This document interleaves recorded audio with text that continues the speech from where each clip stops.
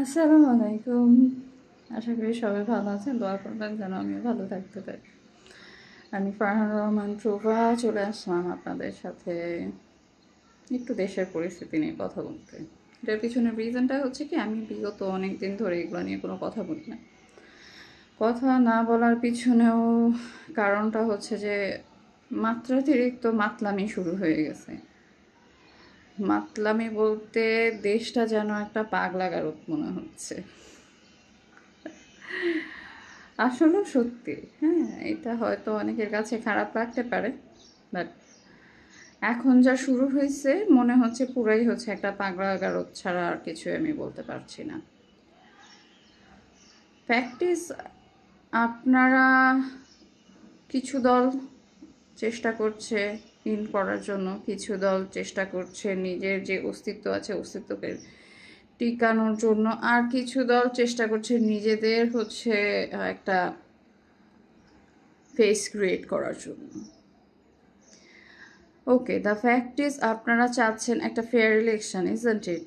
তো ফেয়ার ইলেকশনের সব দল, আমরা এর আগের যখন হচ্ছে যে সমস্যা ছিল তখন হলো আমরা কিন্তু বারবার করে বলছি যে যেখানে সব দল নাই তাহলে কিভাবে সেটা ফেয়ার ইলেকশন হইল, রাইট, ইজন্ট ইট?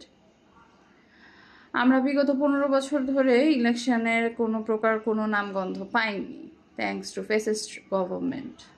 তো এখন আমার যেটা মনে হয়, তাদের সাথে মারামারি পিটাপিটি না করে বা তাদেরকে কোনোভাবেই অ্যাক্সেস দেওয়া যাবে না এটা না বলে, আমার কাছে যেটা মনে হয় যে ফাইন, তোমরা আমাদের যে বর্তমান অপোজিশন বলেন পজিশন বলেন যেই দলই বলেন না কেন, তারা তো হচ্ছে সব সাইকো। আমি বলবো তাই, কারণ সাইকো বলতে কোন অর্থে, তারা হচ্ছে যে শুধু দেশের কিভাবে 12টা বাজাবে সেই ব্যাপারে সাইকো। হ্যাঁ, তারা সেই কাজটা খুব ভালো পারে এবং টাকা অর্থ আত্মসাৎ এবং নিজের পকেট কিভাবে ভরতে হবে সে ব্যাপারে ওনারা খুব ভালো জানে। তো নিজের পকেট ভরার বিষয়টা আমাদের যে সমস্ত রাজনীতিবিদরা আছে তারা খুবই এক্সপার্ট এ ব্যাপারে, তাদের কাছ থেকে আমাদেরকে শিখতে হবে। কিন্তু ব্যাপারটা হচ্ছে যে যেহেতু আমরা বলছি যে আমরা একটা ফেয়ার ইলেকশন দিচ্ছি, সো ফাইন, লেটস ডু মানে ফেয়ার ইলেকশন। আওয়ামী লীগ হোক, বিএনপি হোক, এনসিপি হোক, জামাত ইসলাম হোক, লেটস ডু ইলেকশন। 4 দলই থাকুক এবং জনগণের উপরে ছেড়ে দেন জনগণ কি চাচ্ছে। আপনারা আবারও সেই একই ভুল করছেন, সেই একইভাবে এক দল আসছে আরেক দলকে হচ্ছে যে জেলখানার মধ্যে বন্দি করে রাখছেন। জেলখানায় বন্দি করে কখনো ফেয়ার ইলেকশন হয় না।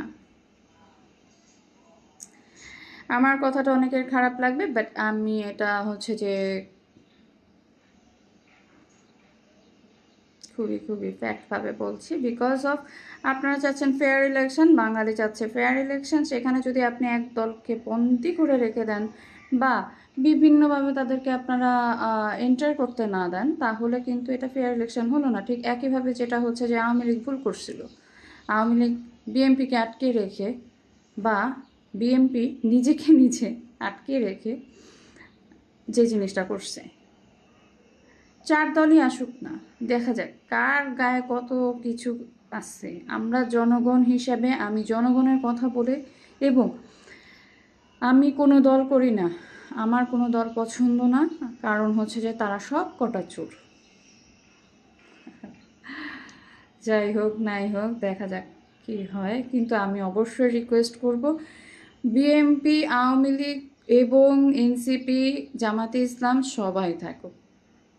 নাহলে আমার কাছে যদি অপশন না থাকে, আমি নিজের থেকে কাকে চুজ করতে চাচ্ছি জনগণ হিসেবে, আমার একটা মতামত আছে।